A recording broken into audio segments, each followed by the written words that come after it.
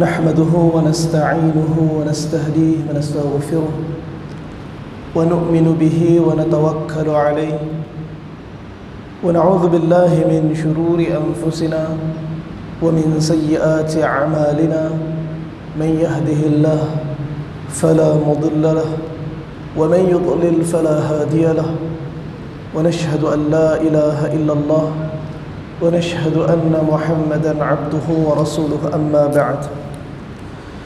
قال الله سبحانه وتعالى في القرآن الكريم: أعوذ بالله من الشيطان الرجيم. هو الذي أنزل السكينة في قلوب المؤمنين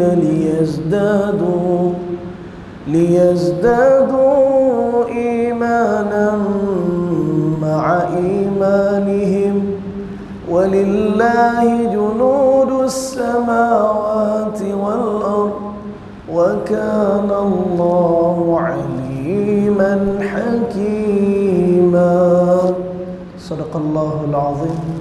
قال رسول الله صلى الله عليه وسلم: من كانت الدنيا همه فرق الله عليه أمره وفقره بين عينين ولم يأتيه من الدنيا إلا ما كتب له ومن كانت الآخرة نيته جمع الله له أمره وجعل غناه في قلبه وأتته الدنيا وهي راغمة أو كما قال رسول الله صلى الله عليه وسلم. Alhamdulillah, pertama dan selamanya kita panjatkan syukur pada Allah kerana limpah kurnia kasih sayang Allah Subhanahu wa taala. Hakikatnya Allah yang himpunkan kita, yang berusaha, yang saya hormati pengurusi masjid, Nazir, Imam, Risan Bilal, AJK masjid, tuan-tuan, puan-puan, para asatizah dan seluruh tetamu-tetamu Allah yang dirahmati Allah Subhanahu wa taala. Syukur ni perintah Allah. Sebelum Allah Subhanahu wa taala mendatangkan nasihat Luqmanul Hakim di dalam Al-Quran, Allah terlebih dahulu hadirkan satu perkara yang sangat penting. Anishkuru lillah, bersyukurlah pada Allah. Allah suruh kita syukur. Wa man yashkur, barang siapa yang bersyukur, fa innama yashkuru li nafsi, hakikatnya dia sedang syukur untuk diri dia sendiri. Allah tak perlukan syukur siapa-siapa. Malam ni kalau satu dunia berhimpun daripada seluruh negara dengan berlainan bahasa bersyukur kepada Allah, sikit pun khazanah Allah tak meningkat di sisi Allah, kerana Allah sikit pun tak terkesan dengan syukur kepada hamba-hamba-Nya. Wa man kafara fa inna Allaha ghaniyyun hamid. Dan Allah firman, barang siapa yang kufur, yang buat keputusan untuk tak mau bersyukur kepada Allah, seandainya seluruh manusia dalam dunia ni di saat ketika ni berhimpun ramai-ramai untuk kufur kepada Allah, Allah kata Allah ghani, Allah maha kaya, Allah hamid, Allah maha terpuji. Sikit pun Allah tak terkesan dengan kekufuran manusia, dan sikit pun khazanah Allah tak akan berkurang dengan manusia dan sifatnya. Sebab tu tuan-tuan dan puan rahmati Allah, syukuri benda yang besar. Dan ini yang Allah ajar melalui segala teladan daripada kehidupan baginda Nabi kita sallallahu alaihi wasallam. Tuan-tuan dan puan, tiap tahun daripada kita kecil sampai lah kita duk dengar kisah daripada kisah Al-Isra' wal Mi'raj, dan ada sebahagian dah khatam, dah hafal semua dah. Tapi hakikatnya apa natijah daripada kisah tu pada kita semua? Bagaimana 1400 tahun yang lepas peristiwa yang telah berlaku daripada kehidupan kekasih kita Rasulullah sallallahu alaihi wasallam, hari ini kita nak bawa daripada kehidupan kita. Sebab tu tuan-tuan dan puan rahmati Allah, kalau nak cerita pasal Isra' al-Mi'raj ni, nak ikut pembahagian kisah yang perlu kita faham dari 3 fasa. Yang pertama, fasa sebelum daripada peristiwa, kemudian fasa ketika peristiwa, dan apa natijah yang berlaku setelah peristiwa. Dan kalau kita nak sentuh semua, insya-Allah mula pukul 8.20 ni, pukul 12 malam dah tentu habis cerita ni. Tapi hari ini saya cuma nak bawa kepada tuan-tuan dan puan rahmati Allah sebuah peristiwa Kita tak akan sentuh semua, kita tak akan cerita semua, tapi apa manfaat dan ibrah daripada kisah ni yang kita nak bawa sebagai bekal kehidupan? Sebab kita semua akan hidup lama pun, dan kita pasti akan ada titik akhir dia. Tuan-tuan, pil tuan-tuan boleh makan untuk awet muda, tapi tak ada pil tuan-tuan makan jadi panjang umur, tak ada. Tak ada pil makan jadi immortal, tak mati, tak ada. Dan sebuah ijma' menjadi sebuah ijma' kepada seluruh manusia, tak kira mana-mana agama, tak kira mana-mana bangsa, semua yakin dan percaya akan satu perkara. Dan tanya siapa pun, mereka akan kata benda ni betul. Tanya orang Kristian, orang Kristian kata betul. Tanya orang kafir yang lain, apa saja agama dia, apa saja bangsa dia, dia akan kata betul. Apa dia? Kullu nafsin dha'iqatul maut. Semua mesti mati. Semua setuju, mati akan datang. Tak ada orang tak mati. Orang nak mati, nak mati pun mati. Orang yang duk urus jenazah orang mati, yang urus pun lain kali mati. Imam solat jenazah orang mati, yang imam tu pun mati.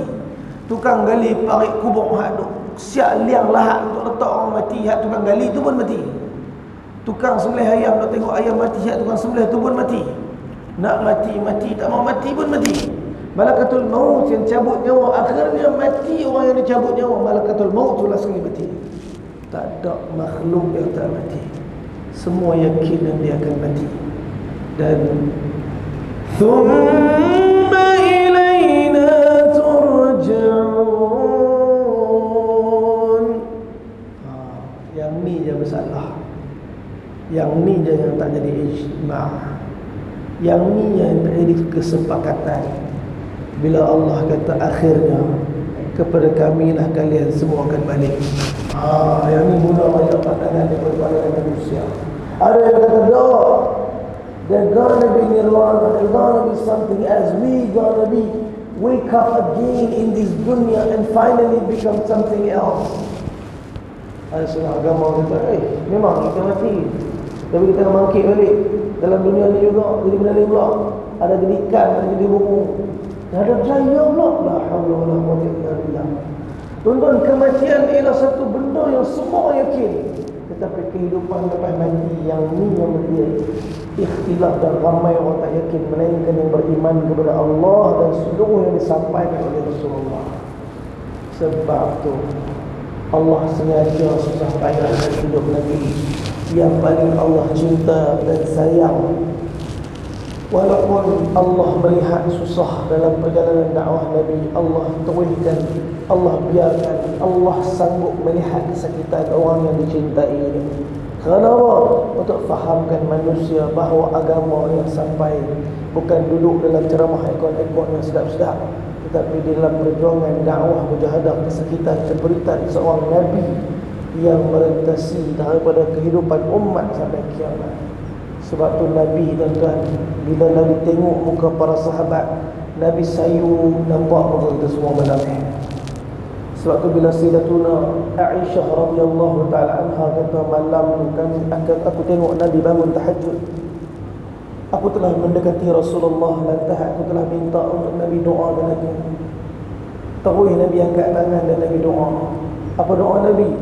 Allahumma ghafir lil Aisyah ma taqaddama min dhanbiha wa ma ta'akhkhar.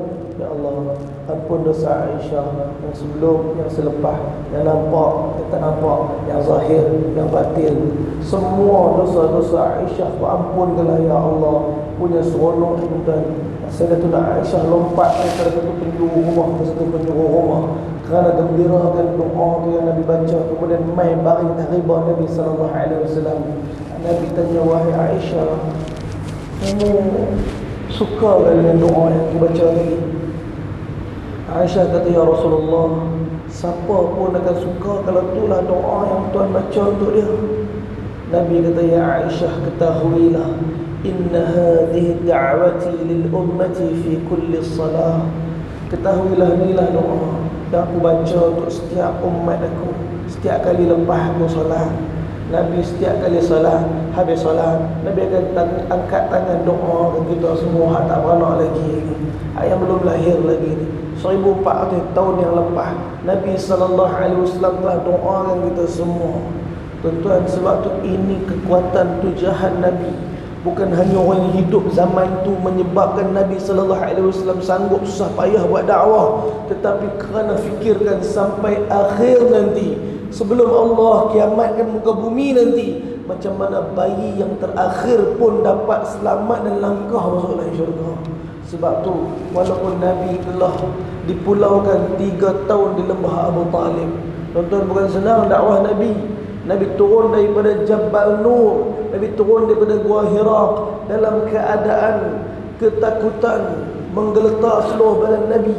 Daripada Jabal Nur ni, tuan-tuan, kalau nak sampai rumah Nabi sekitar jarak dia 6 km melintasi 3 bukit. Nabi turun, Allah cerita dalam surah An-Najm, yang mana Nabi telah bacakan seluruh surah ni. Kata Imam Jalaluddin As-Sayyuti, sebelum Nabi berhijrah ke kota Madinah, seluruh daripada ayat surah ni, ayat 1 sampai ayat 62, di depan orang Quraisy, di depan Kaabah, di dalam Masjidil Haram, di saat mereka nak siap-siap untuk buat perencanaan untuk bunuh Nabi, tak ada sikit pun ketakutan, tak ada sikit pun kegelisahan dan kerisauan, melainkan yang inginkan adalah kebaikan untuk mereka. Apabila Allah memerintahkan Nabi meninggalkan bumi Mekah untuk berhijrah ke Madinah, Nabi berdepan dengan mereka pada bulan Ramadan pada tahun ke-13 Hijrah. Bermaknanya masuk tahun depan Nabi akan bergerak untuk berhijrah. Nabi berdiri di depan orang-orang Quraisy. Nabi telah mula membacakan sebuah surah yang merupakan khulasah dakwah daripada ayat pertama surah An-Najm sampai ayat ke-62, berkenaan khulasah bagaimana kesimpulan daripada hari pertama Nabi didapat wahyu, sehinggalah akhirnya Nabi SAW membentangkan Al-Quran kepada mereka. Masa Nabi turun daripada Jabal Nur, lepas balik dengan 5 ayat Al-Quran, dalam perjalanan balik Allah Ta'ala firman dalam surah An-Najm, Nabi telah mendengar satu suara, "Ya Muhammad." Nabi pusing belakang. "Wa huwa bil ufuqil a'la." Nabi telah melihat Jibril berada di sebuah ufuk yang sangat tinggi. Kalau tuan-tuan naik ke Gua Hira, tuan-tuan naik ke atas tu, orang tempatan kata bertentangan dengan Jabal Nur ni ada satu bukit lagi yang curam ujung dia. Nama bukit sebelah Jabal Nur tu Jabal Jibril, Bukit Jibril. Dia kata ke atas bukit tu Nabi melihat Jibril ketika Nabi perjalanan balik ke rumah Nabi. Di mana? Di sebelah Masjidil Haram. Di mana? Di sebelah kawasan Sa'i, di bahagian Marwah, di sebelah tandas. Di kawasan lama tu dulu ada lagi tinggalan rumah Nabi. Lah ni tak ada dah, tuan-tuan cari tak ada. Tapi di sebelah tandas dekat dengan Marwah dulu masih ada bekas lagi yang mereka tinggal daripada rumah Sayyidina Rasulullah SAW dengan Sayyidatuna Khadijah. Nabi turun, Nabi tengok Jibril pada ufuk yang sangat tinggi. Thumma dana fatadalla. Kemudian sikit-sikit Jibril mendekati Nabi SAW. Fakana qaba qausaini aw adna.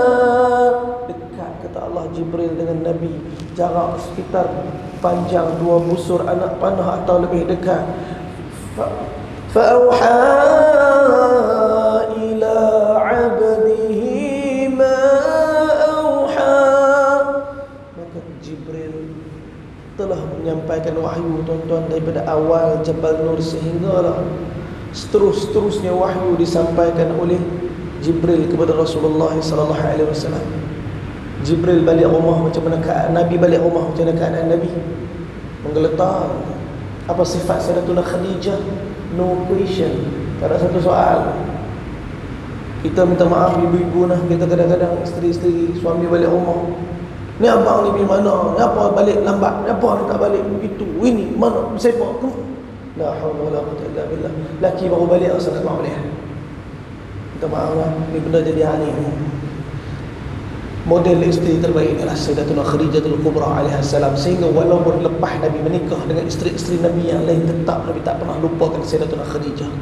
Hari kewafatan Sayyidatuna Khadijah, bersama dengan kewafatan Abu Talib. Tahun tu dikenali sebagai Amul Huzun, kerana itulah tahun kesedihan.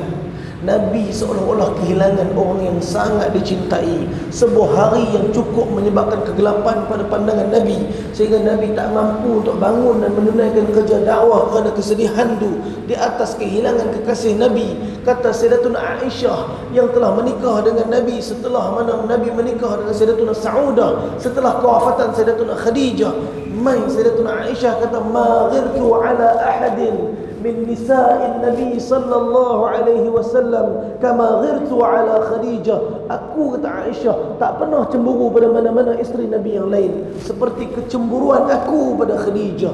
Wa ma ra'aituha, aku tak pernah tengok Khadijah, walakin kanat yuktharu dhikraha, tapi kerap sangat Nabi duk cakap Khadijah, Khadijah, Khadijah, Khadijah. Sehingga Aisyah mai jumpa Nabi, kata, ya Rasulullah, apa tak ada perempuan lain ke selain daripada Khadijah? Nabi kata, Khadijah hiya kanat wa kana li minha muldun. Khadijah solat dia macam ni, zakat dia macam ni, puasa dia macam ni, ibadat dia macam ni, hidup dia macam ni, perjuangan dia macam ni, dan daripada dia, kata Nabi, Allah Subhanahu wa taala bagi pada aku anak-anak. Walaupun Aisyah cemburu, tetap Khadijah Nabi cerita juga. Sebab apa? Sebab keikhlasan perjuangan Sayyidatuna Khadijah bukan hanya menyebabkan cinta dia terpahat dalam hati Rasulullah, tetapi juga keredaan dan penerimaan daripada Allah. Tuan-tuan, Amul Huzun, tahun kesedihan tu, Nabi tak mampu untuk bangun buat dakwah. Sebahagian riwayat sebut 3 hari Nabi duduk rumah kerana kesedihan yang begitu. Abu Talib tak dapat, Abu Talib mati tanpa iman, Nabi dah sedih dah. Kerana matinya Abu Talib tanpa iman menyebabkan Nabi sallallahu alaihi wasallam mendoakan supaya Allah Subhanahu wa taala merendahkan, mengurangkan ringan siksa kubur, siksa nerakanya Abu Talib, dan Allah berkenan doa tu. Tuan-tuan, kesedihan Nabi di atas kewafatan Sayyidatuna Khadijah luar biasa. Pernah Sayyidatuna Aisyah duduk dengan Sayyidatuna Fatimah Zahra doa, anak Nabi yang bongsu, yang perempuan Fatimah, dengan isteri Nabi yang paling muda Aisyah, sembang. Disebut dalam riwayat, Aisyah kata, ya Fatimah, ketahuilah semua isteri-isteri Nabi yang menikah dengan Nabi semua janda belaka, aku seorang anak darah. Allah. Fatimah Zahra dengar ni, lari jumpa ayah dia, kata, ya Rasulullah, Sayyidatuna Aisyah kata semua isteri-isteri yang menikah dengan ayah semua janda, dia seorang anak darah. Kaifa ummi, macam mana dengan ummi, macam mana dengan Khadijah? Nabi dengar, Nabi tak melenting. Saya sendiri, kita melenting saja. Asal tak kena dia melenting, asal salah sikit melenting. Semua benda jadi sumber kemarahan rumah. Tuan-tuan, Nabi senyum, Nabi kata, wahai Fatimah, betul lah tu, semua isteri-isteri aku yang menikah dengan aku janda semua, termasuklah ibu kamu, dia seorang je anak darah. Cuma pergi bagi tahu dekat dia, isteri-isteri yang menikah dengan aku, yang semua dia termasuklah dia yang menikah dengan aku, kata Nabi, yang menikah dengan aku ketika aku masih tauna, cuma Khadijah seorang, yang lain semua tak tauna. Allah punya seronok. Tuan-tuan, Sayyidatuna Fatimah lari jumpa dengan Sayyidatuna Aisyah, kata, ya Aisyah, betul semua isteri-isteri Nabi yang menikah dengan Nabi semua janda, termasuklah ibu aku kecuali engkau seorang. Tetapi yang menikah dengan Nabi ketika mana Nabi masih tauna, cuma mak aku seorang. Tuan-tuan, Sayyidatuna Aisyah dengar senyum. Aisyah kata, jawapan cerdik macam ni mesti daripada Nabi SAW. Tuan-tuan, kod mana kona pun, tetap Khadijah sentiasa berada dalam hati Nabi. Sebab tu tuan-tuan, perempuan, kita tak payah susah payah nak ambil hati siapa-siapa dalam hidup ni, melainkan ikhlas dalam ketaatan kita kepada Allah dalam setiap perbuatan kita dan amalan kita. Ikhlas menyebabkan automatik orang akan sayang kat kita. Kecintaan, keikhlasan Sayyidatuna Khadijah menyebabkan Allah faham kesedihan Nabi. Ikhlas ni macam mana kan? Ikhlas ni ada satu syair kata ikhlas ni na kuch puja ना कुछ मांगा तूने दिल से दिया जो दिया ना कुछ बोला ना कुछ तोला मुस्कुरा के दिया जो दिया. Ini ikhlas. Ikhlas apa dia? Yang pertama, na kuch pucha, kita banyak tanya. Dia buat Nabi balik rumah dalam keadaan menggeletar. Khadijah tak tanya apa.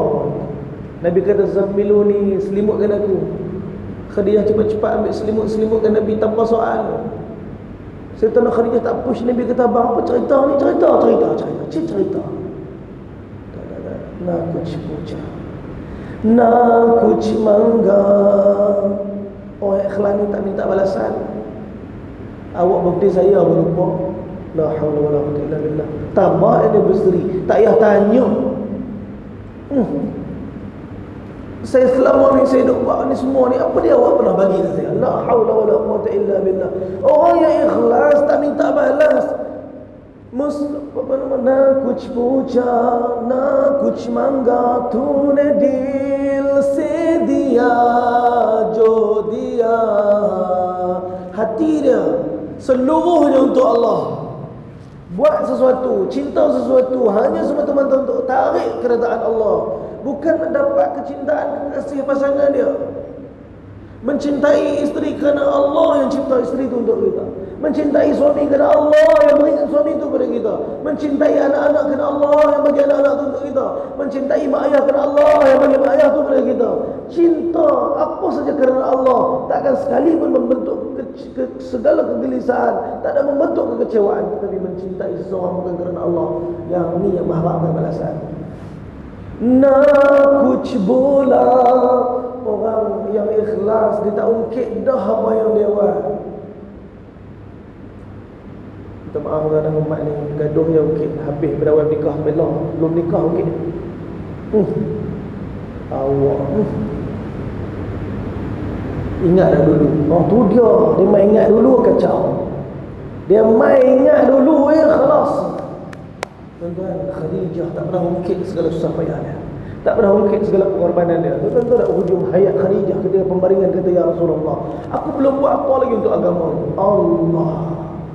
Semua dia dah bagi dah. Dulu 2/3 kekayaan Mekah milik dia, tetapi kerana dakwah dan agama membantu segala kerja kenabian, Sayyidatuna Khadijah bagi semua, dan dia boleh kata aku tak buat apa lagi untuk agama.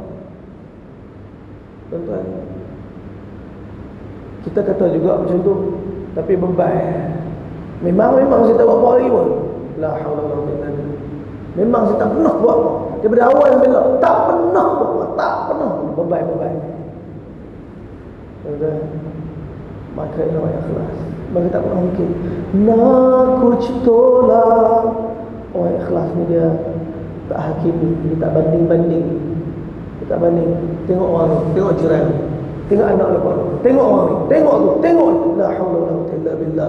Orang yang ikhlas dia tak banding-banding, dia buat untuk redha Allah.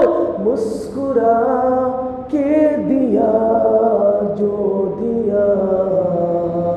Orang yang ikhlas, mainlah apa saja keadaan, masalah senyum ya, walaupun hati dia terbakar, walaupun hati dia terhiris, walaupun hati dia terluka, walaupun hati dia tersakiti, walaupun jiwa dia rasa tak tenteram dan tenang, rasa nak kata bagi sekali ni. Boleh dia nak maki hamun, boleh dia nak mencabut tu dia nak, boleh dia nak buat apa dia nak buat, mengikut kehendak dan keinginan nafsu dia, boleh dia cakap apa dia nak cakap, tapi kerana redha Allah tu keutamaan, kerana keikhlasan itu kehendak dan keinginan, disimpan segala benda tu, dia tekan hati dan perasaan dia.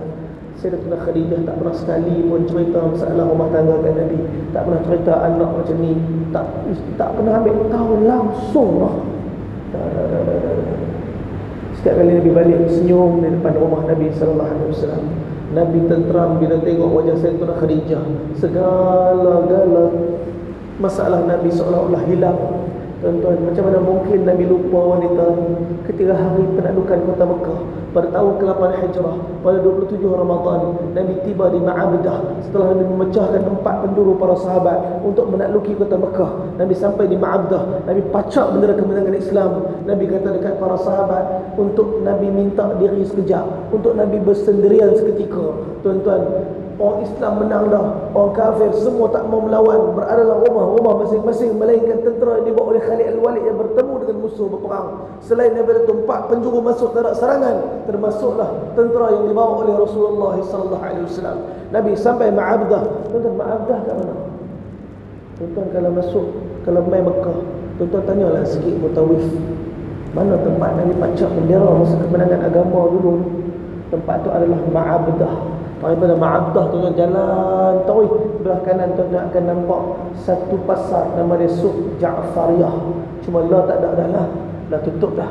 Dulu kalut tuan-tuan, setiap kali jemaah mesti tanya, ustaz mana tempat beli bandel murah-murah nak beli bersiah ni buat hadiah. Tuan-tuan tak ada masalah, tanyalah, pergilah beli. Memang hadiah ni sunnah. Jangan pergi Mekah buat umrah tak beli hadiah pula. Saja saya ni tak mau terkesan dengan keduniaan, saya nak ibadat dah. Beg kosong kan, mai anak cucu kan, tunggu letup balik daripada umrah ni. Tu dia nampak beg besar ni, beg besar ni, beg besar ni. Tu dia buka, besar sungguh kain ihram, busuk bengak kan. Basuh pun tak, kain ihram pula. Cucu duk belek ni, kain ihram tu ceklak-ceklak tak ada. Hang tu tok jiran sebelah balik tu buat unta. Unta tu picit keluar bunyi labbaik Allahumma labbaik. Tak ada betul tak balik apa. Ceklak, kacang. Tuan-tuan, pergi umrah bawa balik dah dia. Belilah cuba-cuba sikit bagi anak cucu tu. Belilah tasbih-tasbih sikit, bagi seronok sikit kan. Tuan-tuan, kalau tuan-tuan terus daripada Ma'abdah lalu Suq Ja'fariyah, depan sikit tuan-tuan akan jumpa satu makam, satu perkuburan Jannatul Ma'ala. Di situlah ditanamnya Sayyidatuna Khadijatul Kubra alaiha salam. Tuan-tuan, Nabi minta para sahabat untuk bersendirian. Nabi pergi cari makam Sayyidatuna Khadijah. Nabi berdiri di depan makam Sayyidatuna Khadijah, berlinangan air mata Rasulullah. Nabi tengok makam tu mengenangkan balik segala pengorbanan perjuangan Khadijah. Setelah lebih kurang sekitar 10 tahun kewafatan Khadijah, sekarang Nabi telah kembali bersama kemenangan dan panji Islam. Tetap hati Nabi bersedih. Nabi tengok makam tu, Nabi kata, Khadijah, kita dah menang dah, cuma kau je tak ada dengan kita.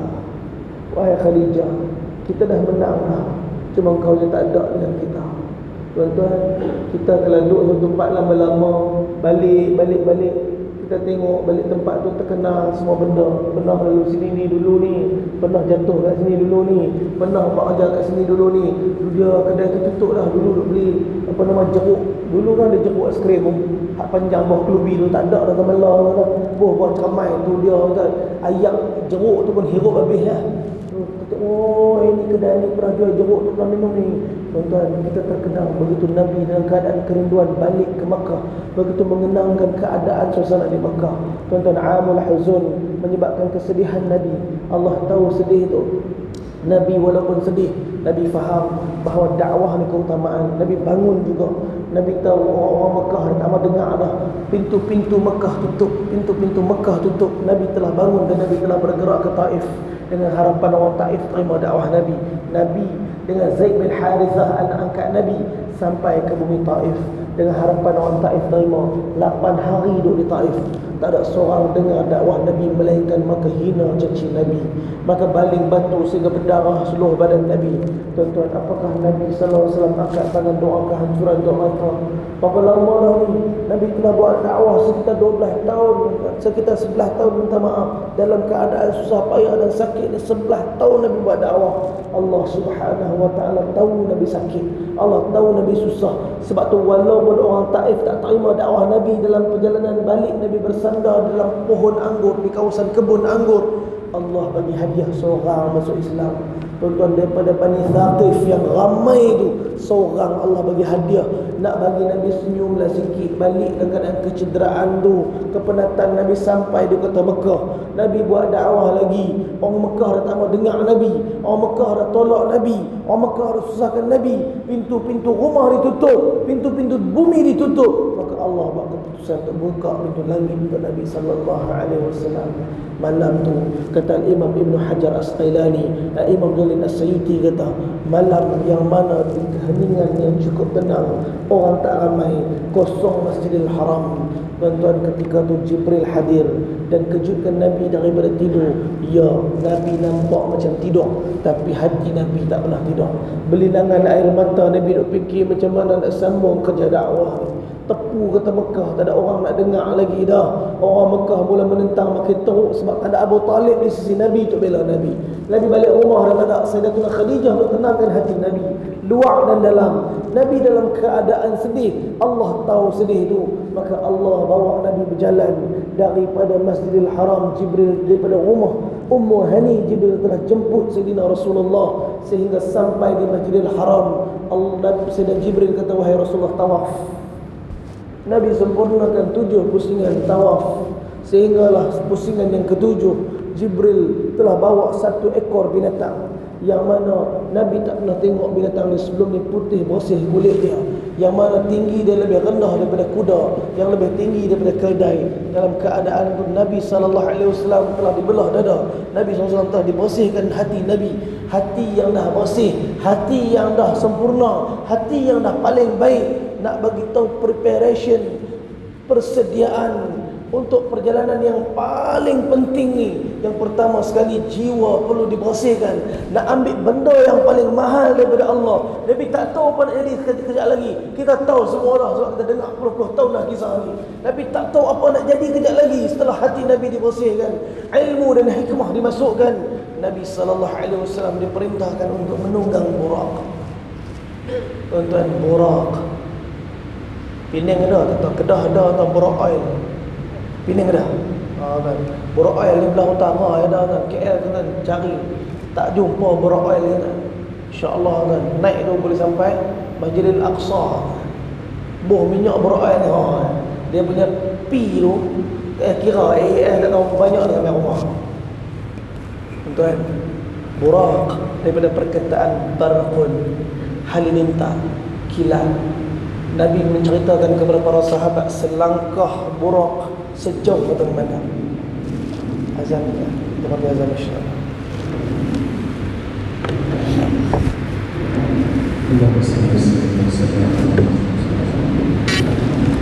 Allahu Akbar, Allahu Akbar, Allahu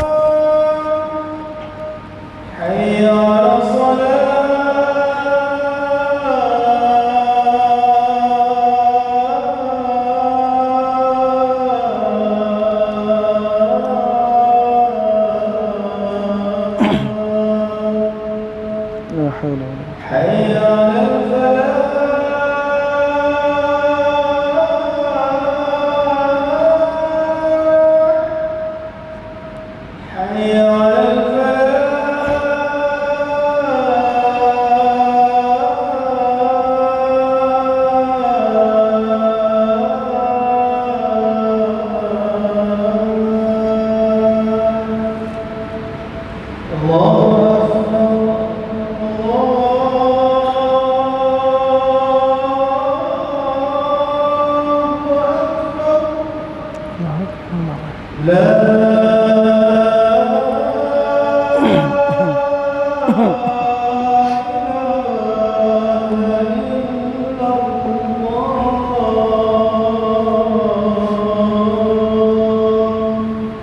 إله إلا الله اللهم رب هذه الطاعة التامة والصلاة القائمة والسلام شرف درجة العذر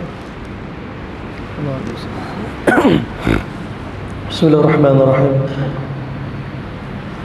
InsyaAllah tuan-tuan kita sambung berkenaan perjalanan Isra wal Mi'raj.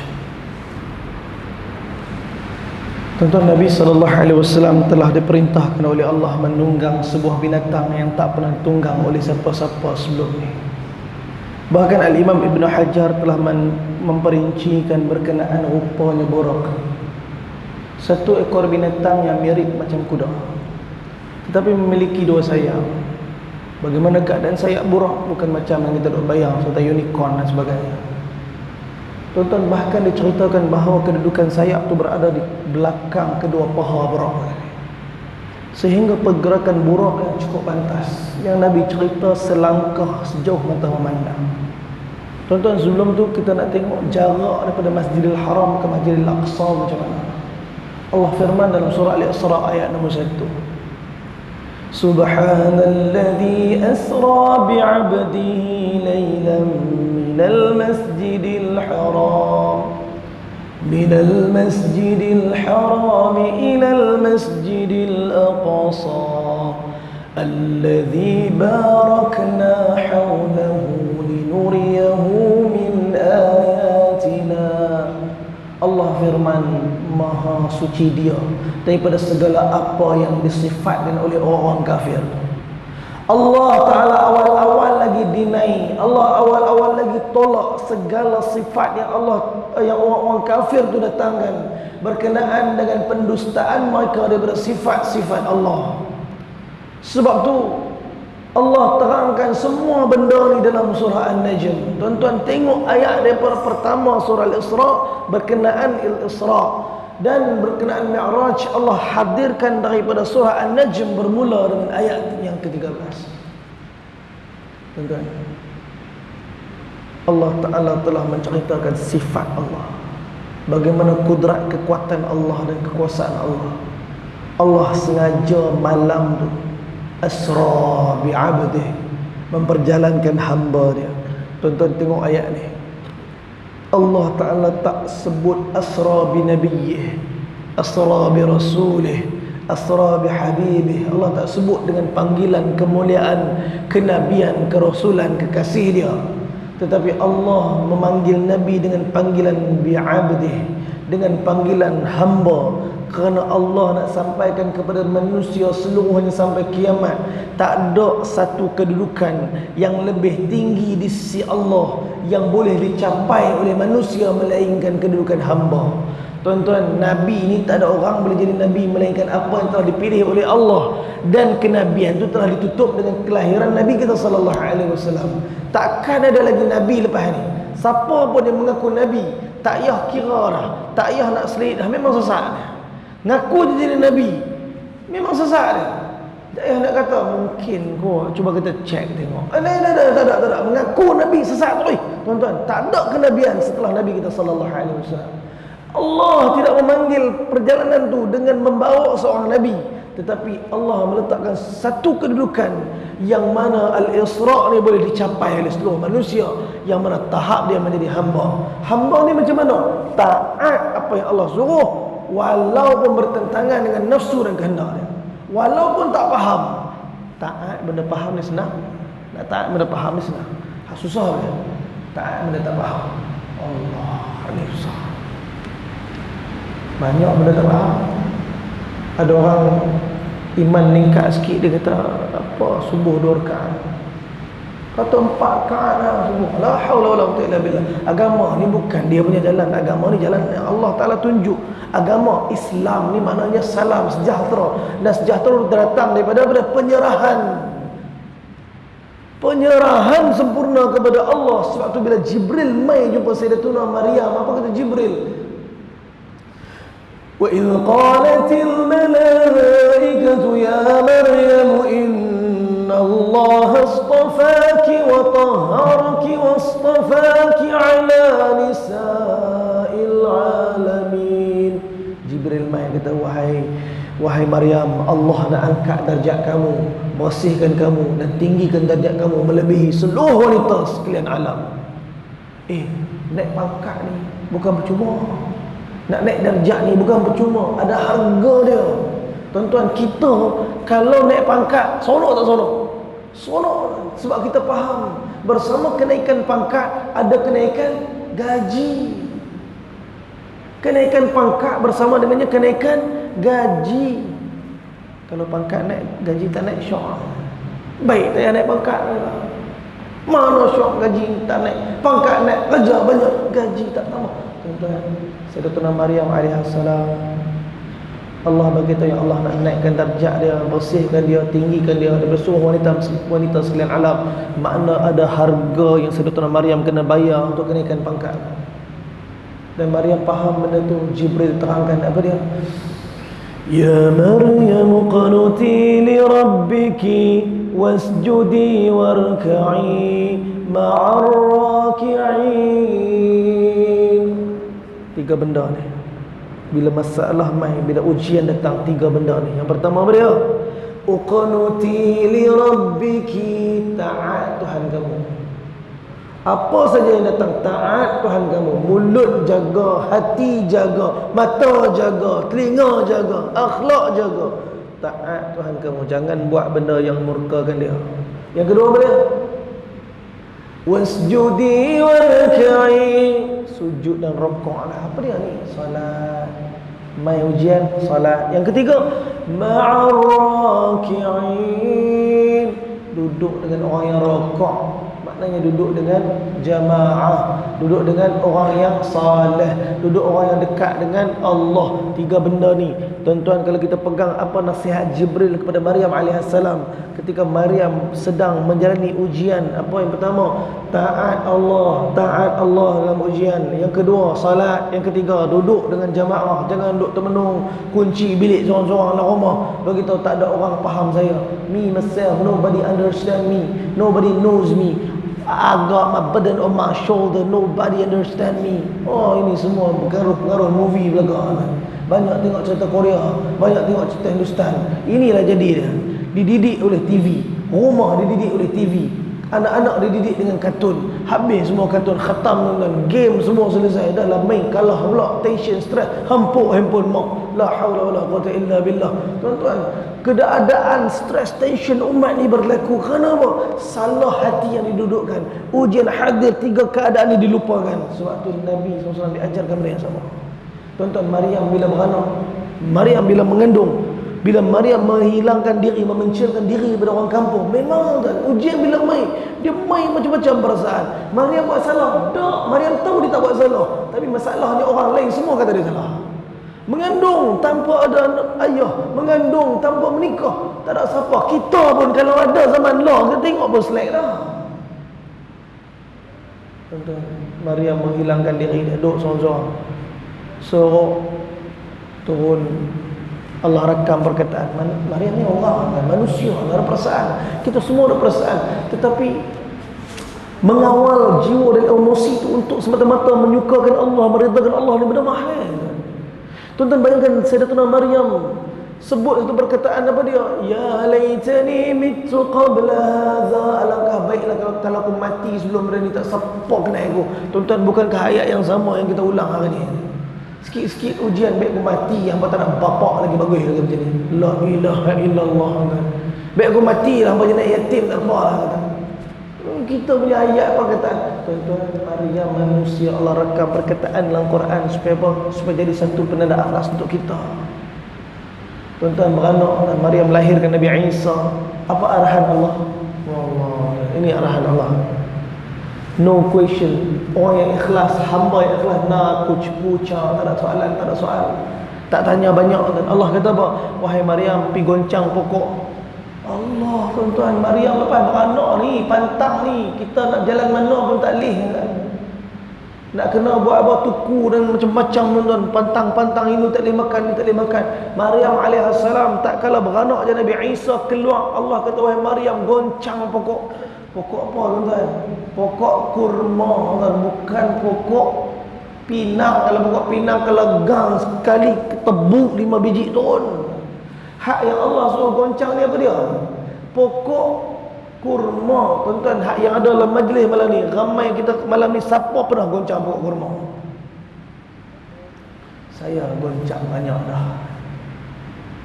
Saya baca ayat ni, Maryam beranak goncang pokok kurma. Kita ni tengah kakak je ni tuan-tuan, berpuluh pokok dah saya goncang.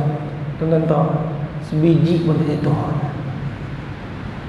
Sebiji pun tak jatuh. Berenggut kita, pokok tu sikit pun tak berenggut. Tuan-tuan, yang penting bukan goncang tu, yang penting perintah Allah tu. Saya goncang bukan perintah Allah sebab saya nak try. Kok tengok jadi kot Maryam goncang jadi. Tak tuan, perintah Allah tu utama. Bila Allah suruh taat, ini Allah nak ajak. Dalam ujian, taat perintah Allah. Jangan buat benda bukan-bukan. Emosi melonjak untuk melawan. Nabi kita sallallahu alaihi wasallam dalam ujian hadir ketaatan. Sebenarnya kalau Isra wal Mi'raj itu tak berlaku, Nabi buat dakwah macam biasa kan. Kalau Allah tak bawa Nabi berjalan malam tu, tetap Nabi akan buat dakwah macam biasa. Tetapi Nabi nak diberikan oleh Allah sebuah hadiah yang istimewa untuk Nabi sampaikan kepada umat ni atas anugerah yang besar yang Nabi telah korbankan. Apa dia? Perjalanan malam tuan-tuan, Buraq. Kalau ambil daripada perkataan Halilintar, berapa laju kilat? Kilat laju dia berapa? Laju kilat 1/3 laju cahaya. Laju cahaya berapa? 3 kali 10 kuasa 8 meter per saat laju cahaya. Kita bundar dalam bahasa yang boleh kita senang faham. Laju cahaya 300,000 km sesaat. Tuan-tuan ambil torchlight, tuan-tuan turn on, cahaya keluar. Cahaya pertama bila tuan-tuan buka je, dia dah bergerak dalam masa sesaat 300,000 km. 2 saat 600,000, 3 saat 900,000, 4 saat 1.2 juta kilometer. Tuan-tuan, ini laju cahaya. Kalau laju halilintar 1/3 laju cahaya, maknanya laju kilat sekitar 100,000 kilometer sesaat. Allah firman dalam ayat tadi, Nabi dibergerakkan, Nabi diperjalankan oleh buraq minal masjidil haram ilal masjidil aqsa. Daripada masjidil haram ke masjidil aqsa, berapa jauh? 1240 km lebih kurang. Jadi dengan laju 100,000 km bersama dengan jarak 1240 km, berapakah masa yang Nabi ambil untuk sampai ke Masjidil Aqsa? V equals to S over T. Ingat lagi tak? Tingkatan 4 dulu mengaji tentang sains, physics. Velocity equals to displacement over time. Kita nak cari masa. T equals to velocity over displacement. Velocity berapa tadi? 100,000 km. Sesaran jarak tadi. Displacement berapa tadi? 1240 km. Maknanya masa yang Nabi ambil daripada Masjidil Haram nak sampai ke Masjidil Aqsa, kalau one way direction, direct flight, tanpa transit mana-mana, Nabi sampai di Masjidil Aqsa sekitar seminit 23 saat. Kelajuan luar biasa. Kalau naik flight berapa? Laju flight 800 km sejam sekitar. Kalau jarak 1240 km, maknanya hampir 2 jam. Tak sampai 2 jam flight landing. Apa yang pelik sangat? Kalau ikut calculation perjalanan Isra, tak pelik. Sains boleh membuktikan. Cuma zaman tu tak ada teknologi flight macam hari ni. Yang ada Al-Barqun, yang ada Halilintar, yang ada Buraq yang Nabi tunggangi, yang kalau kita ambil minimum speed of Buraq 100,000 km tadi. Tuan-tuan, laju sangat ni. Nabi bukan direct flight, Nabi singgah banyak tempat. Nabi melintasi ke Imam Ibn Kathir, makamnya Sayyidatuna Masyidatul Fir'aun. Nabi singgah pula salat di Masjid Nabawi di Madinah, masa tu belum ada lagi. Nabi singgah Baitul Laham, tempat lahir Nabi Isa. Banyak persinggahan. Tetapi laju ni, dia bukan masalah laju, dia masalah ayat yang lepas tu. Apa dia? Alladzi barakna hawlahu linuriyahu min yang mana kata Allah kami berkati malam tu. Apa makna berkat? Walaupun Isra wal Mi'raj berlaku hanya satu malam, peristiwa ni berlaku hanya satu malam, tetapi Allah kata allazi barakna haulahu, malam tu kami berkati sekitar dia. Berkat ni apa? Berkat ni masa pendek banyak benda selesai. Tak berkat ni masa panjang apa pun tak siap, tak berkat. 8 pagi punch in, punch out pukul 5. Apa kerja pun tak siap. Ni masalah. Cuba cek aman. Ada benda tak berkat. Mana nak berkat? Punch up, punch in, duduk atas kerusi, TikTok dulu, upload dulu. Berkat mai kok mana? Sikit masa tu. Ya, sikit masa tu menghilangkan keberkatan. Sikit khianat menghilangkan keberkatan. Satu ramai jumpa Imam Syafi'i, dua imam, aku ni gaji 5 dirham tak cukup untuk tanggung family ku. Imam Syafi'i kata, balik jumpa bos kamu esok, minta kurang gaji. Allah. Ush. Gaji 5 dirham tak cukup, jumpa Imam Syafi'i, suruh jumpa bos kurang gaji. Dah minta nasihat, dia pun pergi jumpa bos esok, minta kurang gaji. Bos kata apa? Bos kata, kurang gaji. Boleh. Kita tengok, kalau advance biasa, selalu kalau tak cukup minta advance, tak bukan minta kurang gaji. Minta kurang gaji. Jadi 4 dirham. Sebulan berlalu, mai balik jumpa Imam Syafi'i, kata Imam, dah minta dah kurang gaji, tak cukup. Yalah, logik lah, 5 dirham tak cukup, ni 4 dirham cukup. Imam Syafi'i kata tak cukup. Dia jumpa bos, minta kurang gaji. Tuan, sudah kan ni, minta kurang lagi. Tapi jumpa bos, tak ni, minta kurang jadi 3 dirham. Sebulan berlalu, mai lagi jumpa Imam Syafi'i. Kata, ya Imam, 3 dirham gaji aku bulan ni, cukup semua. Hak ni aku nak mai tanya ni, siapa 5 dirham tak cukup, minta kurang jadi 3 dirham cukup? Imam Syafi'i kata, sebenarnya kelayakan kerja kamu dengan gaji itu hanya 3 dirham.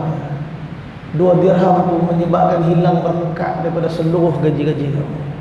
Sebab tu aku suruh minta kurang tu. Sebab kelayakan gaji dengan apa yang kamu buat ni 3 dirham je layak dia ni. Tapi kamu dah dapat lebih apa yang sepatutnya. Sebab tu tuan-tuan, rajinlah sedekah, rajinlah infak. Sebab apa? Sedekah dan infak ni akan membersihkan harta kita, sehingga kita harap hak tinggal tu hak berkat. Hak tinggal tu hak yang sepatut dan selayaknya kita sebagai hamba ni. Nabi SAW diperjalankan malam tu untuk diubati kesedihan tu. Minal masjidil harami ilal masjidil aqsa. Perjalanan malam yang diberkati. Tuan-tuan, Allah nak ajar daripada ayat ni, apabila hati berduka cita, apabila hati dalam keadaan kesedihan, maka bergeraklah, berjalanlah minal masjid ilal masjid. Bukan pergi shopping mall, bukan pergi wayang. Nak ubat hati pergi tepi pantai, tak dapat apa. Pergi tengok wayang, tak dapat apa. Sakit hati, kerisauan, kegundahan, pergi shopping mall, makin sakit jiwa. Duk bergaduh pula dengan cashier, minta kurang kat shopping mall. Memanglah tak boleh. Duk gaduh ni, dia diskaun dah, ya Allah, balik daripada stres, tambah stres. Tuan-tuan, jalan nak jadi hamba apa dia? Jalan nak jadi hamba minal masjid ilal masjid. Bergerak daripada masjid ke masjid, masjid ke masjid. Dalam masjid ada sakinah. Huwallazi anzala sakinah. Allah yang turunkan bahagia fi qulubil mu'minin, pada hati yang beriman, liyazdadu, untuk Allah tingkatkan imanan ma'a imanihim, daripada iman yang memang dah ada dalam hati dia, Allah tingkatkan lagi iman. Kerana apa? Kerana sakinah, ketenangan, bahagia ni milik Allah. Mai rumah Allah, cari bahagia di masjid, cari bahagia di masjid, di kawasan yang ada nasihat-nasihat, dakwah, ta'lim, ibadat dan khidmat. Ini benda kalau ada dalam kehidupan kita, Allah Ta'ala akan hadirkan kebahagiaan dalam jiwa. Tuan-tuan, Nabi diisrakan, saya pendekkan cerita, sampai di Masjidil Aqsa, Nabi ikat burak. Burak tak terlibat dalam Mi'raj. Burak hanya terlibat dalam perjalanan Isra. Burak bukan laju lah. Awak tak terlibat pula dalam perjalanan Mi'raj. Burak tak mampu merentasi langit. Kerana merentasi langit ni cukup dahsyat. Ya Allah memberikan keizinan kepada Jibril AS untuk bawa Nabi. Berapa luas langit ni? Tuan-tuan tengok langit ni. Mana hujungnya? Kita tak tahu mana hujung dia. Hatta Hubble teleskop telah buat kajian dengan keluasan keadaan Einstein, telah buat theoretical calculation pada tahun 1942 untuk mengetahui dan mempelajari tentang apa, the expansion of universe. Allah sebut tentang alam semesta. Tuan-tuan, afara'aita alladhina kafaru, apakah orang alam yaral ladzina kafaru, apakah orang kafir itu tidak melihat, kata Allah, annas samawati wal ard, yang mana langit dan bumi ini kanata ratqan, yang dulunya satu. Tuan-tuan, kayak saintis buat kajian, dia kata there is a form of singularity. Dulu ada satu titik yang sangat padat, yang sangat panas, yang sangat tinggi tekanan dia, unstable state, and suddenly explode, boom. Orang putih, saintis buat kajian, yang kata dulu ada satu titik yang sangat pekat ni, sangat tinggi suhu ni, sangat tak stabil, tiba-tiba meletup, boom. Jadi bumi, langit, bulan, matahari, bintang, tiba-tiba. Tuan-tuan, macam mana benda boleh jadi tiba-tiba ni? Satu orang etis cabar satu orang ulama untuk buat perbahasan berkenaan Tuhan ni tak ada. Etis tu kata there is no God. Ulama ni kata ada. Baik, kalau macam tu kamu dengan hujah kamu, aku dengan hujah. Siaplah satu tempat kita berdebat dengan orang kampung, biar mereka semua tengok perdebatan ni, mereka buat keputusan untuk memilih Tuhan ada atau tidak. Baik. Maka satu hari dipersiapkan satu pentas, orang kampung diberitahu untuk dihimpunkan. Etis tu pun sampai, ulama ni tak sampai. Sejam tak sampai, 2 jam tak sampai. Etis dia kata dah tu, tak ada hujah tu, kalah tu. Saat tu tak main. Saat lagi nampak yang ulama tu main dalam keadaan rushing, dalam keadaan muka penat, gelabah. Dia kata nampak ni, gelabah nampak ni, nak kalah dah tu, tak ada hujah lah tu, risau lah tu.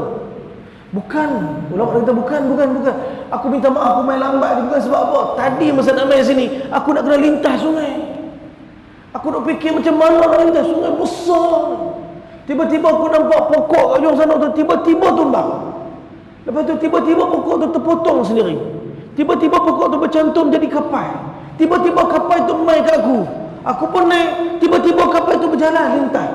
Dan aku pun sampai. Etis tu kata, betul semua tiba-tiba ni. Jangan nak buat cerita nak memperbodohkan kami. Gila ni semua benda jadi sendiri macam ni. Gila tiba-tiba bot tu jadi sendiri. Gila tiba-tiba bot tu jalan sendiri. Ulama kata dah, perbahasan ni selesai. Kalau sekecil-kecil bot tu hang kata gila jadi sendiri, takkan seluruh alam ni jadi sendiri. Gila seluruh alam jadi sendiri. Tuan-tuan, termenung peluh lah. Mana mungkin alam semesta yang begitu cantik percaturan dia. Tuan-tuan, tak ada benda tak bergerak. Tak ada benda tak bergerak atas muka bumi ni. Semua benda luar muka bumi, langit ni semua benda. Bumi bergerak, berpusing. Bumi mengelilingi matahari, bergerak. Matahari pun bergerak. Seluruh alam dan cakrawala yang Allah ciptakan bergerak. Tiba-tiba orang Islam tak mau bergerak. Duduk, tak mau bergerak. La ilaha illallah. Seluruh alam bergerak dengan dakwah, dengan mematuhi segala peraturan dan ciptaan Allah. Yudabbirus samaa'i ilal ard. Allah yang mentadbir langit sampai ke bumi. Tuan, bergerak semua benda. Galaksi Bima Sakti kita tengah bergerak kan? Hujung ke hujung galaksi kita, berapa jarak dia? Hujung ke hujung galaksi Bima Sakti yang tengah berpusing ni, jarak hujung ke hujung, diameter dia 100,000 tahun cahaya. La haula wala quwwata illa billah. Tahun cahaya pula awak tak guna kilometer, senang sikit nak faham. Bukan tak mau guna, tak boleh nak guna.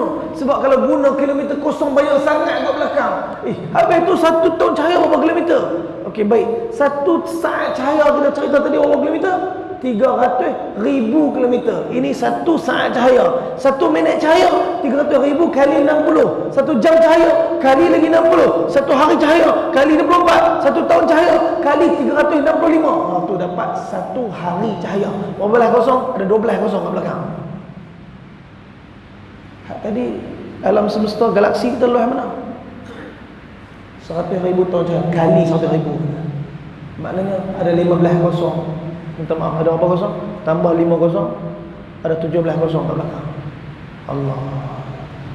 Tuan-tuan, ini galaksi. Apakah ia berhenti kat situ? Dah, Allah firman dalam Quran, inna lamusi'un. alam semesta ni kami jadikan berkembang. Galaksi kita bukan seketui ya. Sebelah galaksi kita ada Bimas, ada Pilin, sebelah Pilin ada Andromeda. Bersama dengan galaksi kita yang seketui ni, yang luas ada 100,000 tahun cahaya ni, ada jutaan galaksi keliling galaksi kita. Hak kita tahu kita ya. Pulau Pinang ni pun tak habis pi lagi kan. Pulau Pinang ni tak habis pi lagi. Apalagi negara-negara lain kan. Tuan-tuan, galaksi yang begini luas, berjuta galaksi yang ada, semua ni baru lingkungan langit nombor 1. Tuan-tuan, baru langit nombor 1.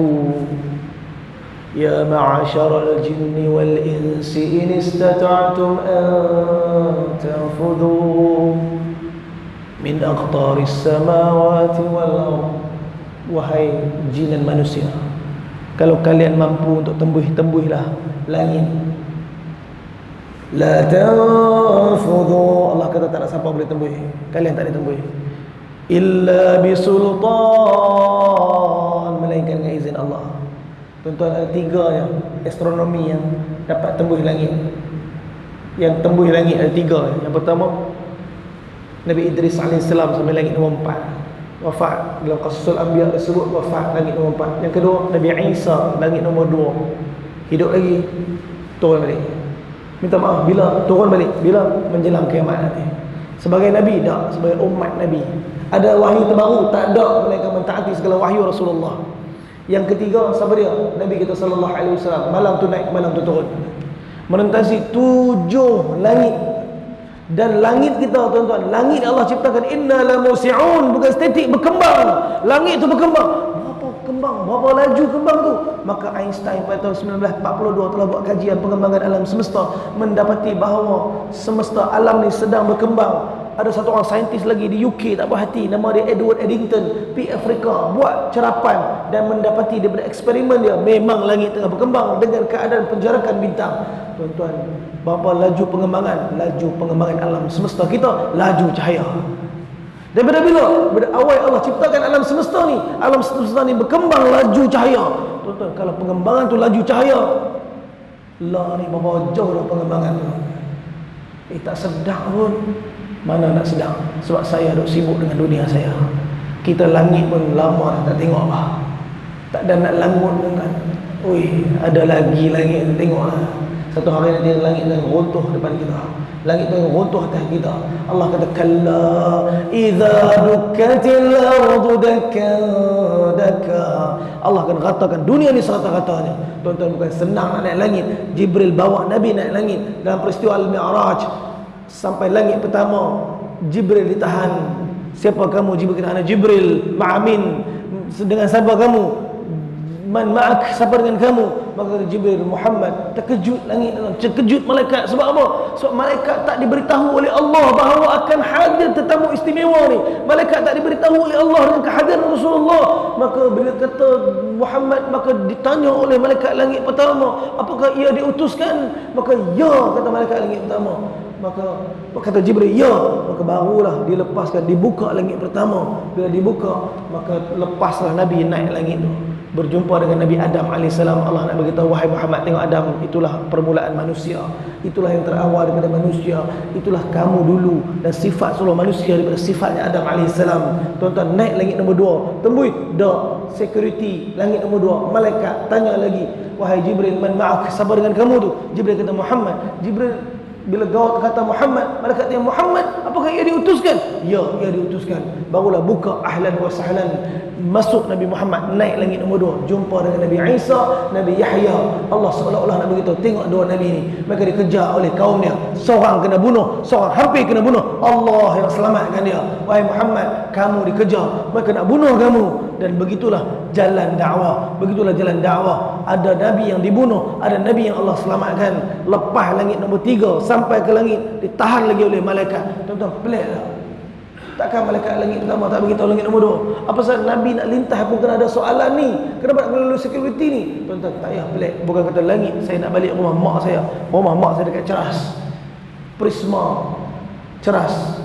Nak masuk tu tuan-tuan, kena security. Tuan-tuan, saya ni bukan sehari dua balik, nak balik rumah mak saya kerap. Setiap kali sampai rumah mak saya, Nepal yang jaga security tu tengok tahan kereta kan, palang tak buka, Baizal, ab kah hajar rahim. अंदर में parking चाहिए, घर के नंबर कितना है? Ya Allah, bukan semalam mau ke main, hari-hari setiap kali balik itulah soalannya. Nak pergi mana? मेरे माँ के घर के इधर है, माँ saya duduk sini. जी आपके घर के नंबर कहाँ? कितना है? Rumah, nombor rumah. Tuan-tuan, saya sampai anak saya tak ada bahasa Urdu pun sampai boleh jawab. Saya kata 12 3 4 है, मेरे माँ के घर 12 3 4 है, 12 12 3 3 4 4 12 3 4. Tuan-tuan, kadang-kadang saya main Bangladesh apa nama Nepal, aku tanya rumah nombor apa, tak ada saya jawab. Ni anak buka tingkap belakang, bara tincar. Lepas tolong jawab, ab kya chahiye, parking chahiye, nak apa ni? Nak parking tak? Ya Allah, habis tu aku nak buat apa, aku nak parking lah masuk dalam. Tuan-tuan, setiap kali main ini soalan, tak disalahkan dia, jawab dia tanya tu. Sebab apa? Itu arahan. Begitu keadaan macam mana nak tembus langit, tuan-tuan. Setiap langit yang nak ditembusi oleh Nabi, ada soalan ditanya oleh security pengawal langit. Langit nombor 3 jumpa dengan Nabi Yusuf AS. Allah tunjukkan kecantikan Nabi Yusuf AS, betapa cantik Nabi Yusuf AS. Tuan-tuan, sehingga kan Zulaikha begitu tertarik dengan Nabi Yusuf sampai orang ramai kata, apa Zulaikha dengan Nabi Yusuf, dengan hamba peminat. Dan bukan semua soalan dalam dunia ni perlu dijawab dengan perkataan apa Zulaikha buat majlis panggil semua perempuan-perempuan ni bagi buah sebiji dengan pisau. Dan tak kata apa, kata wahai Yusuf jalannya. Nabi Yusuf jalannya, tuan-tuan, melihat kecantikan Nabi Yusuf, terpotong jari-jari mereka. Bukan kata buah, jari potong. Tak sedap punya, cantik Nabi Yusuf ni, handsome Nabi Yusuf ni. Kata Sayyidatuna Aisyah, bila dengar Nabi cerita kecantikan Nabi Yusuf, apa kata Sayyidatuna Aisyah? Sayyidatuna Aisyah kata, sungguh wanita-wanita Mesir melihat kecantikan Nabi Yusuf terpotong jari-jari mereka. Kalaulah wanita Mesir itu melihat kecantikan Muhammad, aku, bukan terpotong jari mereka, tapi terpotong hati-hati mereka. Kerana cantik Nabi kita SAW. Dan kita umat tu, dan kita umat tu, kita nak doa apa jadi umat tu. Dan inilah umat yang Allah Ta'ala pilih, umat paling bongsu, umat paling manja, dihisap dulu sebelum umat lain dihisap di akhirat nanti. Tak tunggu lama macam umat Nabi Adam, tak tunggu lama macam umat Nabi Musa. Bila mula saja hisap, kita dulu ke depan untuk dihisap. Tuan-tuan, langit. Allah bukan nak cerita cantik tu. Allah cerita, wahai Muhammad, Nabi Yusuf dikhianat oleh adik-adik dia. Apa jadilah kali? Nabi Yusuf maafkan semua. Nabi Yusuf maafkan semua. Nak beritahu, wahai Muhammad, apa teruk orang buat kamu, maafkanlah. Ini sifat Nabi Yusuf AS. Lunak hati Nabi Yusuf. Naik lagi nombor 4 jumpa Nabi Idris AS. Nabi Idris ialah Nabi pertama yang angkat pedang berperang di jalan Allah. Seolah-olah Allah nak beritahu, wahai Muhammad ni, Nabi Idris ni Nabi pertama berperang di jalan Allah. Masa dakwah di Mekah tak ada perang, Nabi tak angkat pedang, cuma ada dakwah dan ditentang tanpa melawan. Nanti Nabi akan hijrah di Madinah, Nabi akan angkat pedang, Nabi akan lawan, Nabi akan perang nanti. Peperangan Nabi peperangan, tiap-tiap tahun Nabi perang. 10 tahun Nabi berada di kota Mekah, di kota Madinah, hijrah. Tak ada 1 tahun melainkan Nabi akan keluar berperang di jalan Allah Ta'ala. Naik langit nombor 5 jumpa Nabi Harun, satu orang Nabi yang pandai, fasih bercakap. Adapun fasih Nabi Harun, Nabi Musa tinggal di Tursina. Apa jadi dekat kaum Nabi Musa tu? Apa jadi dekat orang-orang Bani Israel? Samiri buat patung dengan lembu mah. Ramai yang meninggalkan Nabi Harun akhirnya ikut Samiri dan sesat. Allah nak beritahu, pandai mana bercakap, pandai mana bayan, pandai mana ceramah. Yang bagi hidayah siapa? Allah. Naik langit nombor 6 jumpa Nabi Musa AS, satu orang Nabi yang kekar, satu orang Nabi yang agresif. Nabi Musa ni dia suka tanya Allah, tanya soalan dekat Allah. Sebab tu last sekali Allah suruh belajar dengan Nabi Khidir AS. Kita baca surah Al-Kahfi. Tuan-tuan, Nabi Musa AS bila 3 keadaan yang Allah cerita dalam surah Al-Kahfi, mula-mula sekali nampak kapal, apa Nabi Khidir buat? Bocok kapal. Nabi Musa tanya, Nabi Khidir kata jangan tanya. Nabi Musa tanya juga. Di saat Nabi Musa tanya, Nabi Khidir bagi peluang yang kedua. Nabi Musa salah ke? Tak salah. Kerana ini sifat seorang Nabi. Benda salah berlaku di depan dia, maksiat di depan dia, mesti ditegur. Mana dia tahu apa nak cerita di belakang ilmu laduni itu? Tuan-tuan, jumpa satu orang budak Nabi Khidir bunuh budak tu. Ini salah besar kan? Kita kena tengok pun kita kata, apa ni? Apa salah budak ni? Nabi Musa kan tahu ilmu laduni Allah bagi pada Nabi Khidir. Lepas tu pergi bina tembok. Dalam keadaan lapar pergi baiki tembok. Tinggal tak minta upah. Sampailah 3 soalan di akhir, 3 keadaan yang dibentang oleh Nabi Khidir. Tuan-tuan, ini sifat Nabi Musa. Tanya, agresif. Nabi Muhammad nak tinggalkan Nabi Musa, menangis Nabi Musa. Al-Imam Jalil As-Suyuti kata, Nabi Musa menangis. Nabi Muhammad tanya, wahai Musa, kenapa menangis? Nabi Musa, aku melihat satu orang anak muda, umur pendek daripada aku, umat ramai daripada aku. Dia umur panjang, umat tak ramai, tak sampai 1 juta umat Nabi Musa. Kita zaman ni saja, orang Islam, orang yang hidup dengan kita ada 8 bilion. Orang Islam sekitar 2 bilion. Ni zaman ni je ni. Kalau himpun pada seluruh zaman Nabi Muhammad lepas 1400 tahun, berapa trilion umat Nabi Muhammad. Nabi Muhammad akan berdiri di mahsyar dengan trilion umatnya. Adapun macam tu masih lagi Nabi risau dengan yang lain. Nabi akan cari umat Nabi Muhammad ke mahsyar nanti. Tuan-tuan, naik langit nombor 7, Nabi Muhammad jumpa siapa? Satu orang Nabi yang sedang bersandar, dan atas tempat sandaran itu ialah Baitul Ma'mur, tempat tawafnya para malaikat, sejajar ke bawah ialah Baitullahil Haram. Siapa dia? Itu Nabi Ibrahim AS. Di langit yang ke-7, Allah seolah-olah nak letak sebuah benchmark sifat hamba ada pada Nabi Ibrahim AS. Itu sifat kesempurnaan hamba pada bulan Zulhijjah, tanggal 8 hari bulan. Tuan-tuan, apa hari itu? Setiap tahun hari Tarwiyah. 8 Zulhijjah hari Tarwiyah. Nabi Ibrahim mula-mula mimpi bersembelih Nabi Ismail pada 8 Zulhijjah. Mimpi sembelih Nabi Ismail. Dan Nabi Ibrahim tak bergerak.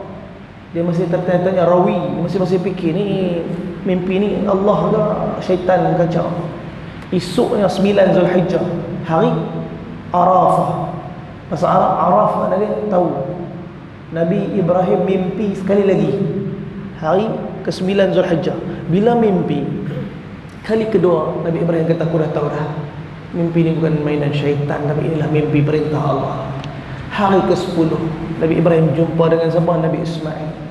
Apa kata Nabi Ibrahim? Allah rakamkan peristiwa. Ini sifat hamba ni, taat walaupun tak faham. Tak faham ni tak faham. Nabi Ibrahim pun tak faham, tapi Allah suruh buat. Jumpa Nabi Ismail, inni ara fil manami, aku telah melihat dalam mimpi ku azbahu, aku sembelih kamu, fanzur madza tarak, apa pandangan kamu wahai Ismail? Ya abati, wahai bapa kesayanganku, if'al ma tu'mar, buat apa yang Allah perintahkan ke atas aku. Satajiduni insyaallah minas sabirin, kamu akan mendapati aku nanti di kalangan orang sabar. Tuan-tuan, hari ke-10 Zulhijjah dekat Malaysia kita buat apa? Raya haji. Lepas tu kita balik asah pisau. Esok kita nak sembelih, lepas hari tu kita nak sembelih lembu pada duha tu. Lepas sembahyang raya kita nak buat korban. Hari tu Nabi Ismail dibawa oleh Nabi Ibrahim. Tuan-tuan, apakah Nabi Ismail diikat macam dah dan berjalan sendiri? Dia nak pergi mana ni? Nak pergi mati. Bukan mati itu cerita dia. Ketaatan kepada Allah itu sifat dia. Itu sifat hamba yang paling tinggi. Nabi Ibrahim AS taat tanpa soal. Allah bawa Nabi Muhammad sampai ke tingkatan yang ketinggi. Akhirnya gerak tujah ke atas. Kata Jibril, aku sampai sini. Kalau aku lepas pada dia, terbakar aku. Hanya seorang yang boleh pergi sana. Siapa dia? Nabi kita sallallahu alaihi wasallam. Wa laqad ra'ahu nazlatan ukhra 'inda sidratil muntaha 'indaha jannatul ma'wa. Kata para ulama, 2 kali yang Nabi tengok Jibril pada rupa asal dia. Pertama, yang cerita mula-mula tadi pasal Nabi dapat wahyu tadi. Nabi tengok Jibril rupa asal dia. Wara apa nama? Ketika mana dia berada di ufuqil a'la, ufuk yang tinggi. Yang kedua, ketika mana di Mi'raj sampai di Sidratul Muntaha, keadaan Nabi melihat Jibril berupa asal dia. Inda Sidratul Muntaha, indaha jannatul ma'wa. Di situ ada syurga ma'wa. Tuan-tuan, sebenarnya salat ni ialah tahap peningkatan kepada kebahagiaan. Siapa yang stres, ambil wuduk, sembahyang. Kalau solat tu masih lagi tak menghilangkan gelisah dia, ada masalah dalam sembahyang tu. Tuan-tuan, saya minta maaf, ada orang, saya minta maaf, ramai yang sembahyang pun tak ada Allah. Ramai yang sembahyang pun tak ada Allah. Allahu Akbar, benda lain semua main. Tuan-tuan bayangkan, kalau dalam sembahyang tak ada Allah, luar sembahyang macam mana? Kalau dalam sembahyang tak ada Allah, macam mana luar sembahyang? Allahu Akbar. Masa tu tuan-tuan dia main, kunci kereta tadi tak mana. Tuan-tuan pergi seluk poket tu tengah sembahyang.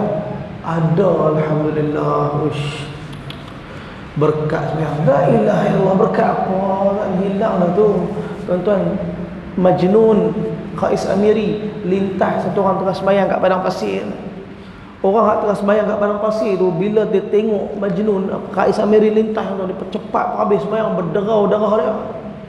Haram lintas orang sembahyang ni. Berlari dia pergi ligan Majnun, kata, wahai Majnun, hang tak nampak aku sembahyang tadi? Qais Amiri kata, minta maaf, aku terlampau sibuk dengan kekasih aku tadi, sehingga aku tak perasan aku lalu di depan kau tadi. Cuma kata Qais Amiri, aku heran, hang tengah sembahyang macam mana hang perasan aku lalu? Kena sepak balik tak khusyuk lah tu. Kita tengah sembahyang macam-macam perasaan. Allahu Akbar. Apa dah lah budak ni pakai baju ada tulisan macam-macam. Baca pula. La ilaha illallah, tawajjuh, khusyuk, letakkan tunduk pandangan kita. Bila kita solat dekat Masjidil Haram, tengok Kaabah, dalam keadaan hadirkan hati kita, seolah-olah kita melihat Allah di tahap pertama. Paling kurang seolah-olah Allah melihat kita di tahap solat. Tuan-tuan, Nabi dibungkuskan hadiah 50 waktu. Punya seronok tu Nabi buat turun 50 waktu sampai Nabi Musa.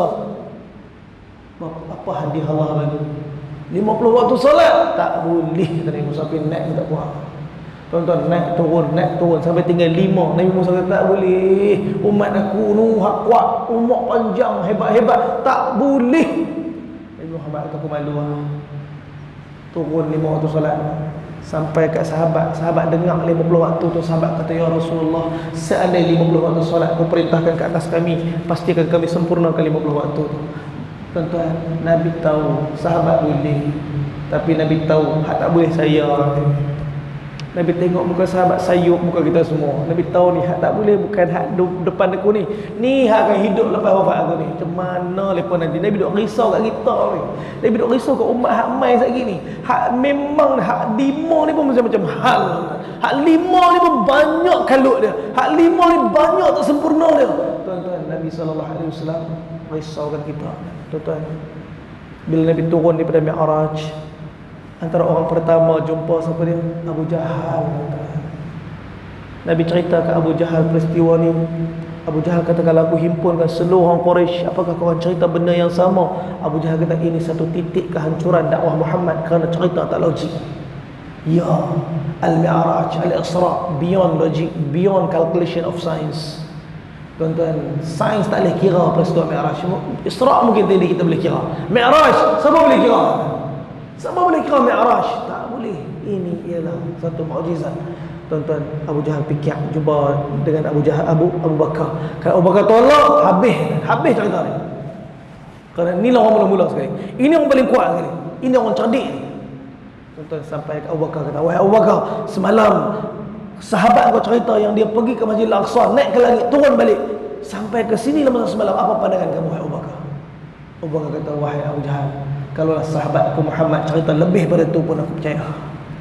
Wahai Abu Jahal, kalau depan aku ada dinding warna putih, mai sahabat aku kata, ya Abu Bakar, dinding tu warna hitam, akan aku katakan, sadaqta ya Rasulullah, kamu betul, memang dinding tu hitam. Walaupun dinding tu putih, akan aku dustakan mataku untuk membenarkan sabda Nabi sallallahu alaihi wasallam, kerana mata ni boleh tipu aku, tapi mulut Nabi takkan tipu aku, kata Abu Bakar. Tuan-tuan, ini iman yang betul ada pada kita. Ini iman yang betul ada pada kita. Ini iman Abu Bakar Siddiq pada hari Al-Isra wal Mi'raj. Ini iman yang sepatutnya jadi benchmark, penanda aras kita semua malam ni. Tuan-tuan, insya-Allah kita usaha atas iman sampai iman kita sampai tahap macam tu. Bukan senang kan? Iman ni ada masa naik, ada masa turun. Ada masa angkat Allahu Akbar menangis, teriak. Ada masa Allahu Akbar tidur. Ada masa Allahu Akbar tak nak perasaan. Ada masa Allahu Akbar lupa rakaat. Macam-macam keadaan kita. Kita risau kalau mati dengan keadaan iman yang rosak. Kita risau kalau mati dengan keyakinan yang salah. Keyakinan Abu Bakar Siddiq ialah keyakinan yang Allah endorse. Sebelum wafat Abu Bakar Siddiq, Allah hantar Jibril alaihissalam pakai baju seperti mana baju Jibril, seperti mana baju Abu Bakar, mana perang Tabuk. Abu Bakar bagi semua harta dia. Abu Bakar bagi semua harta dia perang Tabuk. Setiap perang Nabi akan tanya, berapa banyak kau bagi? Berapa banyak kau bagi? Berapa banyak kau bagi? Perang Tabuk Nabi tukar soalan. Perang Tabuk Abu Bakar, Umar bagi separuh harta dia. Umar kata, kalau aku bagi separuh harta aku masa perang Tabuk, tetap Abu Bakar tak akan menang lawan aku. Kerana seluruh harta Abu Bakar nak dibandingkan separuh harta aku, tetap aku menang. Kerana aku kaya lagi pada Abu Bakar masa itu. Tuan-tuan, Umar bagi separuh harta dia. Abu Bakar tak payah tanya. Memang dia bagi semua. Tapi perang Tabuk Nabi tukar soalan. Nabi tak tanya, berapa banyak kau bagi? Nabi tanya apa? Ma tarakta li ahlik. Berapa banyak kamu tinggal untuk ahli keluarga kau? Nabi tanya Umar, ya Umar, berapa banyak kau tinggal? Umar kata, separuh aku tinggal. Nabi tanya, ya Abu Bakar, ma tarakta li ahlik. Berapa banyak kamu tinggal untuk ahli keluarga kamu? Abu Bakar kata, taraktullah wa rasuluh. Aku cuma tinggal Allah Rasul untuk mereka. Umar kata, sampai bila-bila kami tak akan menang Abu Bakar. Kerana iman dia, pengorbanan dia melebihi tahap daripada apa yang kami mampu. Tuan-tuan, mudah-mudahan kita ambil ibrah, jaga semayang betul-betul. Kenapa? Siapa yang kata para ulama, siapa yang baiki salat dia, dia sedang baiki kehidupan dia. Siapa yang rosakkan salat dia, dia sedang rosakkan kehidupan dia. Hanya dengan perantaraan salat Allah Ta'ala hadirkan segala-gala kehendak dan hajat. Sebab tu tuan-tuan, ada masalah 2 rakaat. Selipar putih, Nabi ajak sahabat ni selipar putih 2 rakaat. Dan garam kat rumah habis 2 rakaat. Kita 2 rakaat tu last sekali. Lepas semua dah tak ada dah, last baru 2 rakaat. Di mana kita letak salat kita? Tuan-tuan, 5 waktu sekali Allah scatteredkan. Allah susun subuh, zuhur, asar, maghrib, isyak, supaya rumah hubungan kita dengan masjid macam ni. Kita dengan Allah sentiasa ada hubungan. Tuan-tuan, kita tukar ayat sikit boleh tak lepas malam ni? Lepas ni kalau orang tanya, ni nak pergi mana ni? Nak pergi rumah. Daripada rumah, isteri dia nak balik mana? Balik masjid. Boleh tak? Nak pergi mana? Pergi rumah. Balik mana? Balik masjid. Baru nampak masjid ni keutamaan. Selalu orang kata nak balik mana? Balik rumah. Nak pergi mana? Pergi masjid. Maknanya masjid nombor 2. Nak pergi mana? Pergi rumah. Daripada rumah, nak balik masjid. Nak balik masjid. Kerana itu tempat saya. Kerana ini tempat perjuangan saya. Kerana ini tempat antara ikatan saya dengan Allah. Bawa ahli keluarga kita pada masjid. Bawa balik suasana masjid rumah kita. Bawa balik masjid ke rumah kita. Sehingga seluruh ahli keluarga kita hidup seperti mana para malaikat dengan kesempurnaan ketaatan. Ini tempat para malaikat. Ini tempat yang mana Allah hadirkan kebahagiaan. Mudah-mudahan Allah Ta'ala jadikan kebahagiaan itu milik kita. Dan kebahagiaan itu pada kita sampai kita bertemu Nabi di syurga di akhirat nanti insya-Allah. Semua sikit perkongsian pada malam ini sebab kebaikan pada saya menyampaikan, dan tuan-tuan yang mendengar saya minta maaf kalau ada silap salah daripada pertuturan saya, ada yang terkecil hati, terkasar bahasa, saya minta maaf. Kerana apa? Kerana saya manusia yang banyak buat dosa dan salah. Yang baik daripada Allah Subhanahu Wa Taala, yang tak baik pun daripada Allah. Tapi kerana dosa dan kelemahan saya minta ampun daripada Allah. Saya minta maaf kepada tuan-tuan dan puan sekalian. Kita doa sikitlah, moga amin dan tuan-tuan pada malam ini Allah terima doa kita semua insya-Allah. Bismillahirrahmanirrahim. Alhamdulillahi Rabbil Alamin.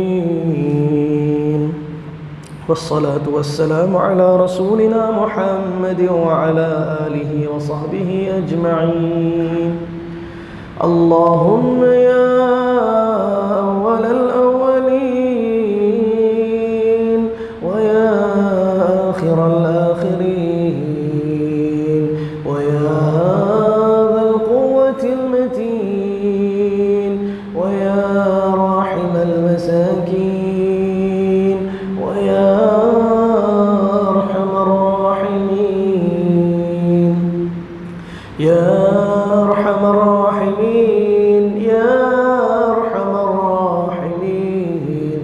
Ya Allah, Tuhan yang sedang pandang kami seperti mana dulu kau pandang Nabi dan para sahabat. Ya Allah, kami hidup jauh setelah wafatnya kekasih kami Rasulullah. Kau pisahkan kami dengan benteng masa yang cukup panjang 1400 tahun. Ya Allah, begitu Nabi tak pernah lupakan kami, dan hari ini kami sungguh cuba usahakan untuk hadirkan cinta tu supaya mati nanti bersama dengan kerinduan kekasih kami Rasulullah.